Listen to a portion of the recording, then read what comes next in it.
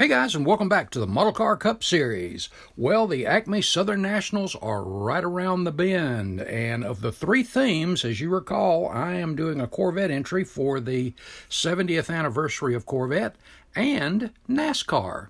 Let me show you what we're going to do in the NASCAR.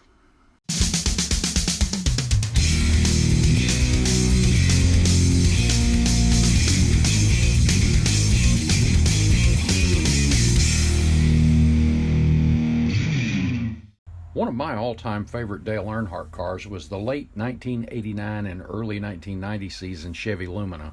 This thing just had the shape of a bullet compared to some of the other older cars, and these things were just really sharp. I saw him win in Darlington in Lumina, and I tell you, this was just a special car to me.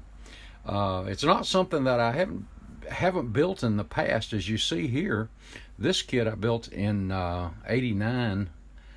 I think it was out of one of the first ones that came out, which were the Days of Thunder car, and I went all out on it, and it was just really special. One of the local Chevy dealerships had it on display, and they had the deck lid and the hood opened, and I got a lot of research pics from that, so that's what this was based off of. And what a fun build. Great build. So I want to do another one of these Luminas for the Southern Nationals, but I'm going to do it with a twist. So I want to show you what we're going to do. I've resurrected a kit that I started earlier in the year and had to set aside for some other projects. But I'm going to resurrect that one. As some of you already know what it is, but I'm going to do another Lumina, and again, it'll have a twist. But I also want to share with you something I talked about in a previous video, and that is my build sheet. And I'll share with you the build sheet that I had previously put together for this upcoming build. And a lot of it is already done, as many of you know. So let's get over into it. The late 80s, early 90s Grand Prix and Luminas were among my favorite cars. And I like the ones when they still had the curvature around the sides. See how it rolls in? More of a natural street car look before they went to the slab sides. Just some of my favorites. This is the Monogram 1/24th scale Lumina. And this is not going to be the subject of what we're going to be building. We are going to be doing a Lumina. It's not going to be the AMT. Well, it kind of is, but what we're going to be doing is these 1/24th scale are 8 1/4 inches long. But we're not going to be doing that. We're going to be combining the AMT and Monogram 1/32nd scale Lumina and doing a full detail build on a 1/32nd scale. The challenge has been thus far in my planning stages, there's not really a lot of photo etch, if any, to do with this. But as we get this build going, or refired again, we're going to show you how you can find photo etch in the strangest of places. But we're not going to do a super speedway car either. I'm going to muddy up the water a little bit, and here's what some of you have already seen that's done. We're going to do a short track car with the air ducts and all of that stuff for cooling.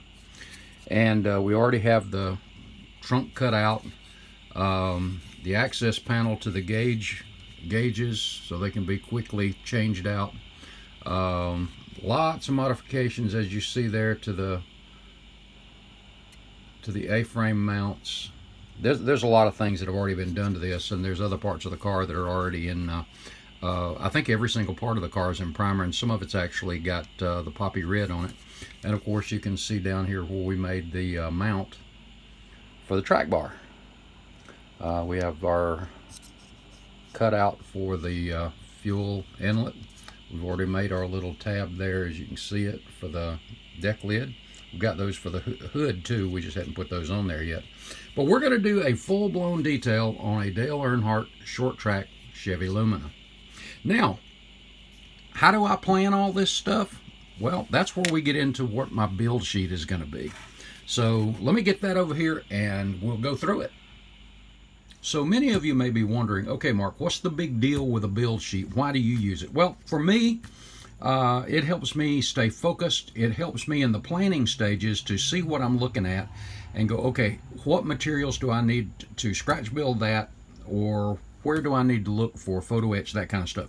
Now, with a 32nd scale, it's a little different.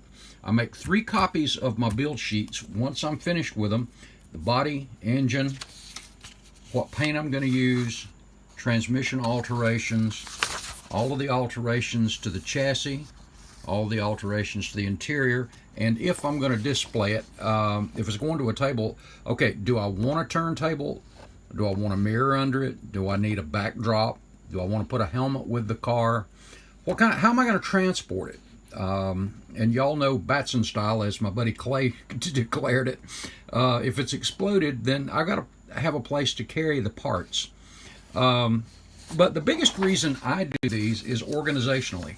From the planning stage, gathering materials, this helps me a lot. I'll give you an idea. And the other thing is, you don't want to forget anything. And this is a great example. This dash, now keep in mind, these cars, the AMT and Monogram 32nd scales, were snap togethers. And that's another whole thing you got to deal with, is eliminating those little sorry guys, the little snap together brackets. You see the little, I hope you can see it, there's a little gap right down there. All that's got to be filled. There's several holes for oil lines, fuel lines, stuff that I've already done, that you really can't, I don't think you can see. Well, maybe you can right back here. But there's a couple of holes for lines, fuel lines, that kind of stuff that'll come through there. The jack screw mounts, that kind of stuff. But here, I'm rambling already. The dash. There are 9 things that need to be done to this dash before it is installed back in the car. And this seam needs to be filled. Where's my pointer there? This seam will need to be filled. These holes where the bars go through will need to be rounded and fitted. Of course, we'll clean up all of this on the side there. But there's a lot of stuff. There's a few things that have already been done to this dash. As you can see, we've got the steering column. I extended just slightly because those drivers hold that steering wheel up closer to them. You notice I've cut an access panel for the gauges. You're going to need to be able to get in there and make changes to those. You're going to be able to see the backs of the gauges and the lines coming out of each of those strapped to one of the roll bars there. Then you've got all of this has to be built up, filled in. There's got to be aluminum plate here for the gauges, 32nd scale, by the way. This blocked off piece, this squared off piece here, needs to be made round. Like I said, there's 9 things that need to be done to this dash before it's ready to go back in here. So you don't want to forget any of that, because once this thing's in here and the putty's up through the seam up here, it's a little late to go back and try to go, oh man, I need to get that done. Well, it'll be a little late once it's once it's back in the car. And there we go. But you get an idea there, and I don't want to forget anything, so that's why the build sheets are great for me. It's a great organizing tool. The other thing was, how was I going to display it? I have some 32nd scale jack stands. Am I going to use those, or am I going to use like something similar to a shop cart? Well, I knocked this one out, and as you see, boom, it can be sitting on that. This will have the tires off, and it will have disc brakes. And I'll show you those when we get on into the build later on. And the other thing was, in that it's going to be displayed with the engine beside it. And this is just a quick mock-up on the engine. This is not the engine I'll be using. But I had to do an engine stand. So I have a stand there, and if you'll notice on the back, I have a, hopefully you can see the teeth on the flywheel there. And this is just, again, a mock-up. Flywheel needs some work done yet. But you'll be able to see the flywheel on the back of the engine, all of that. And then the transmission will be detailed and all that stuff too. But let's take a look at the build sheet itself and what it is and why it's so important. And again, in 32nd scale, there's a lot of stuff that is going to have to be done that is not normally done on a 24th, 25th scale car. There was something else I was going to say, and I don't remember what it was. So we'll just go on. Okay, remove molded in, and I'm not going to go through every single item, but by the way, I mentioned I make 3 copies of this. One of them I mark off as I go, and I keep these in a notebook, so I can go back and compare that or add stuff to it as need be. I need to remove the mold lines, and that goes for any scale car. Remove the underbody injection pin marks. Those, a lot of times up on the roof, and nobody's going to see those things, but again, I know they're there and I'm anal about that. Open the trunk, which we've already done. Make the underside of trunk braces, already done. Open the fuel filler. I think I showed you that a while ago. That's already done there. And as you'll notice, the little bitty tube right there, we've done our overflow, already finished that and got that kind of glazed in. Sorry about the lighting in here. For some reason, to me, it doesn't look right. Clean up the wheel well openings, add the drip rails to the top. Some of that stuff is on some of the kits. And as I mentioned, the AMT and the monogram kits were really different as far as the engines. The roll cage on one of them was molded into the sides of the car and had to be sanded out. I think it was the AMT.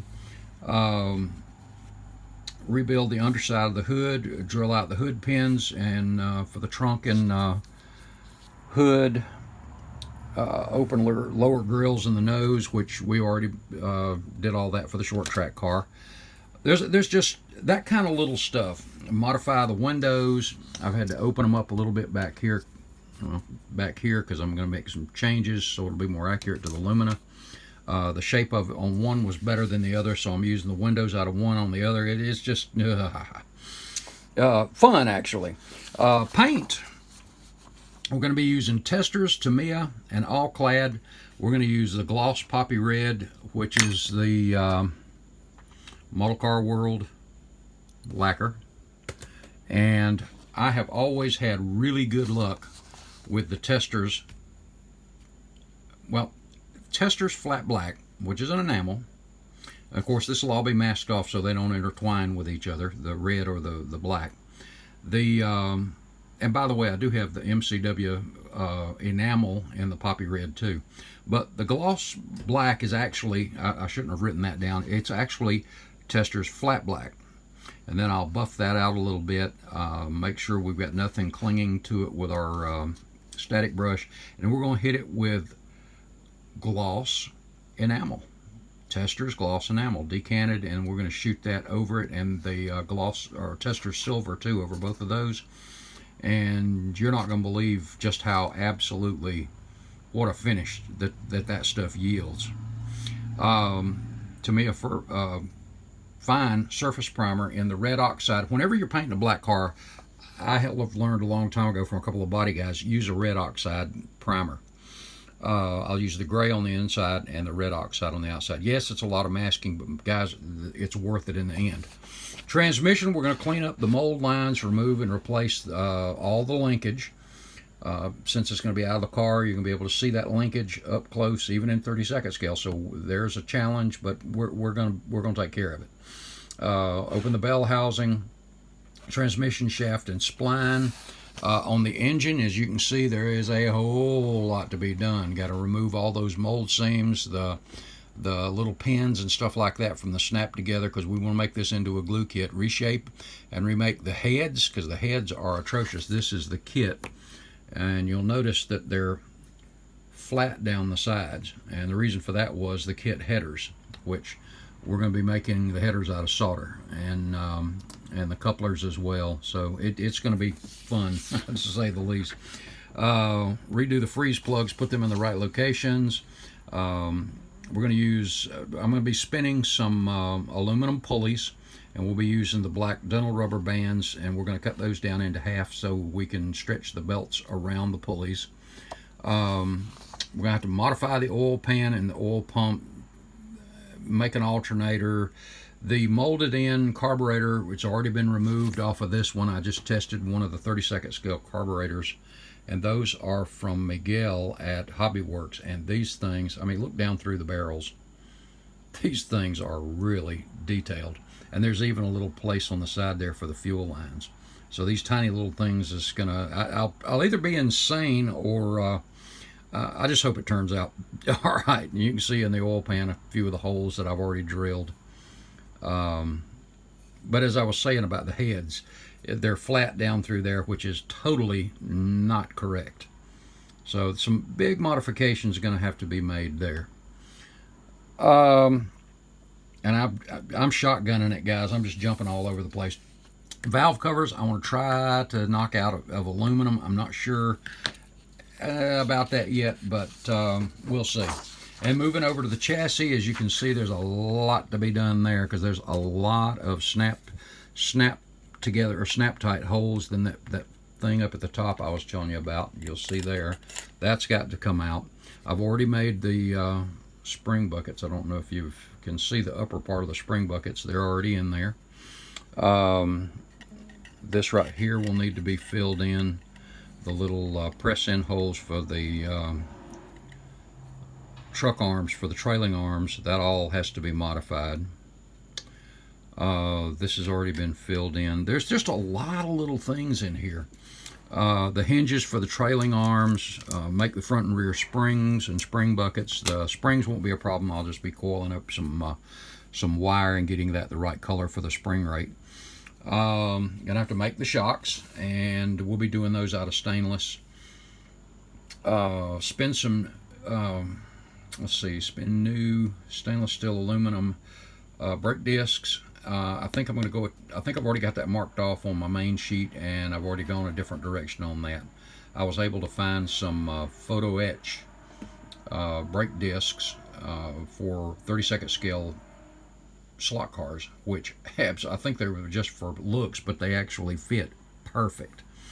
Make the calipers. There's just all kinds of stuff like that that have to be done. Make a radiator mounts, and a lot of this just sounds like little things, but because I've removed so much, I'm having to add a lot back. Make the oil filter and holder that mounts on the bracket under the hood there. The electronics boxes, those are going to have to be scratch built. Make the fuel filters and the fuel filter mount. Clean up the rear end, and I have to reshape just a touch of it because it's a little off no matter which kit you use. I'm going to have to make the drive shaft and the U-joints, get them looking a little more real. Rework the wheels and the wheel centers, and as many of you have already seen, those are totally finished. And yes, guys, these are 1/32 scale. Isn't that cool? Let me grab a 24th scale stock car tire there. Huge difference, as you can see, but really cool. These turned out really nice. But that's already on the list. That's marked off on my main list. And then we get over to the interior. Lots of changes to be made to the interior. A lot of cleaning and sanding. There's a lot that is yet to be done to that interior, even though the dash looked like some of it had been done, and it has been, but there's a whole lot more. The fuel cell, the inlet for the fuel cell, and the overflow plates, all of that stuff have to be done. So that's why I use build sheets.